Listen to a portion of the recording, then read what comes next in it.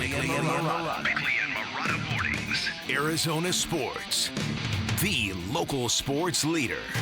Bickley Blast. Devin Booker is making a really good impression in Paris. He's giving away shoes from his Nike line. He's supporting other American athletes. He's passing the basketball and playing selflessly, content to do all the grunt work. For a player who is wildly unpopular to 29 other NBA fan bases, it's helping reshape the national narrative of Devin Booker, especially with how easily and seamlessly he is sacrificing and deferring to others on Team USA, but it also sets up an interesting paradox. With Booker, the Olympics paint a picture of a star player who is at his beta best in the company of other great players, but it's also the opposite of what we think we need from him when the Suns convene for a new season, when it really feels like it's time for Book to take the steering wheel and drive this team emotionally. And you wonder if that's even feasible,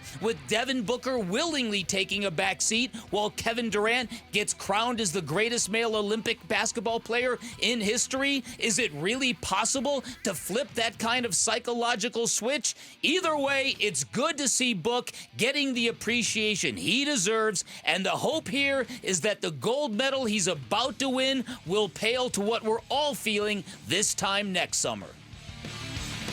All right, today's Bickley Blast brought to you by my great friends at Chapman BMW, who make luxury attainable. Find them online at chapmanbmw.com. Yeah, quarterfinal action for the men's Olympic team today against Brazil. 12:30 is the tip.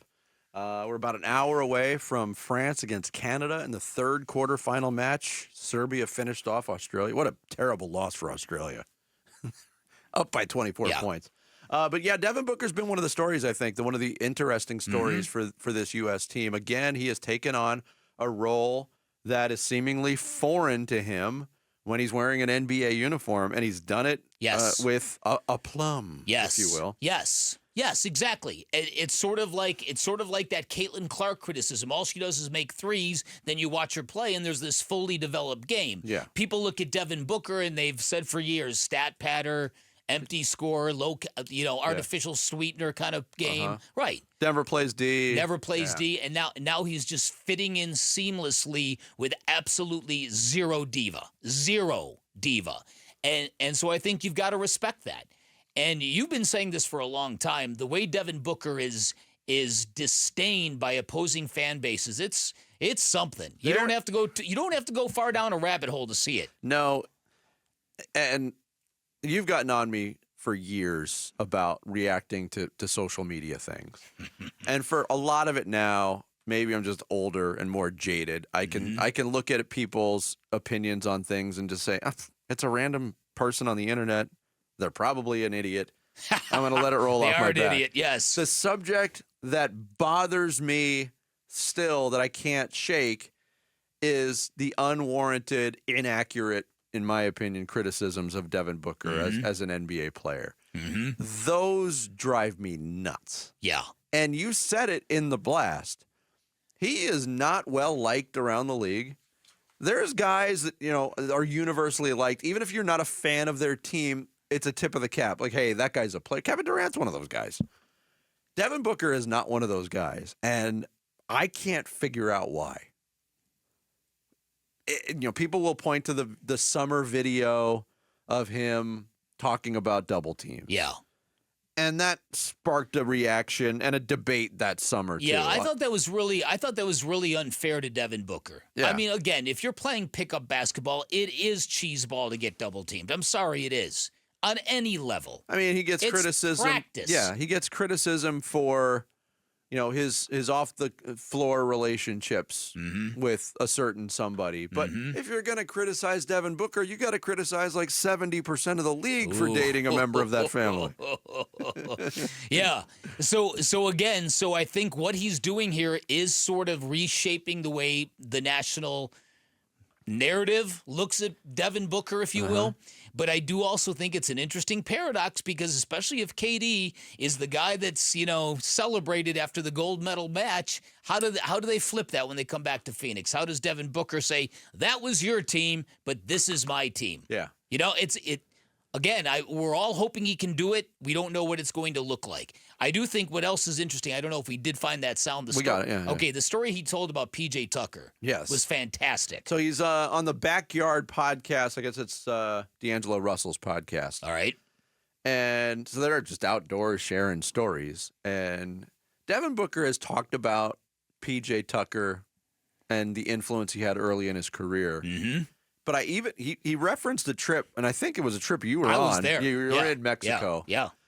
He referenced P.J. Tucker and how he used to push Devin Booker in practice, and sometimes it went a little over the line. This is a bit long, but this is good storytelling. Yep. When we're down in Mexico City and we're practicing, there's like a little crowd in there too, because it's like NBA cares. Like NBA games. Like, there's an audience in there, and we are not worried about the people that are watching. We get into it like we usually do. This is probably the most physical one. He come in, soft headbutts to my chin, so I had to get him off me real quick.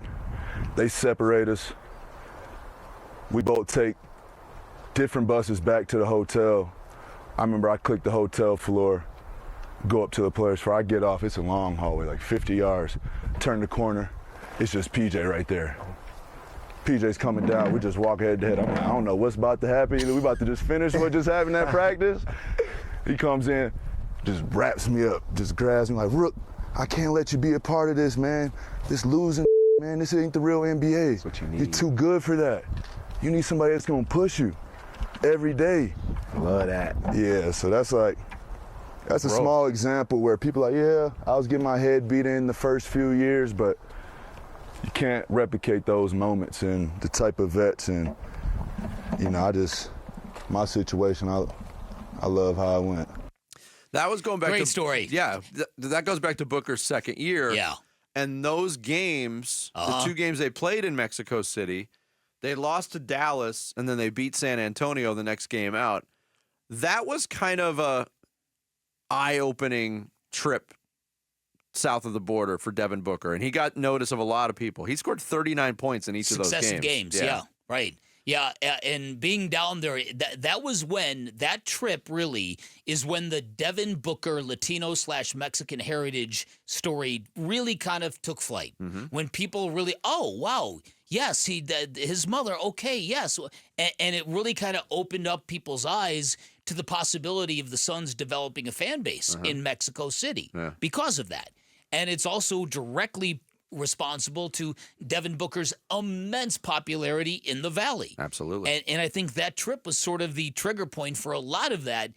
And for that to go down, and I love that, because I think we've all been in that situation, haven't we? Where you got beef with somebody and it's pretty bad, and then just by happenstance, boom, you're in the same hallway looking at that person, and you're like, ooh, okay. Yeah. What's going to happen? I wouldn't want that person to be P.J. Tucker. Right. Yeah. But Book being the dude he is, he's knowing that, okay, look, if I got to throw down, I got to throw down. There was one other interesting snippet from that podcast where Devin Booker talked, and I mean, Devin Booker's going into his 10th year, which is amazing to me. So he's a veteran. We still view him as a younger guy, which he is. Mm-hmm. But he has seen the league change a lot in his time. And he talked on this podcast about how different practice is even now than it was back in those days with P.J. Tucker. I don't see it no more, bro. And I don't want to sound like an old head, but it ain't nobody playing ones and after practice no more. Like, that's all we used to do. Practice wasn't nothing, because you can't get no real good bumping in the NBA in practice. For sure. Can't even touch the starters for real. You bump them a couple times, practice over. Yeah, but he brings up, like, after practice, how many times did you hear stories of guys going with these heated matchups of playing one-on-one just to stoke the competitive juices? Right. You don't see it anymore. No. It's a different league. No. And I still love the league, but let's face it, it gets softer every single year. It does. Thanks for watching Bickley and Marotta. Click to see the latest Bickley Blast and hit the button in the middle to subscribe to Arizona Sports.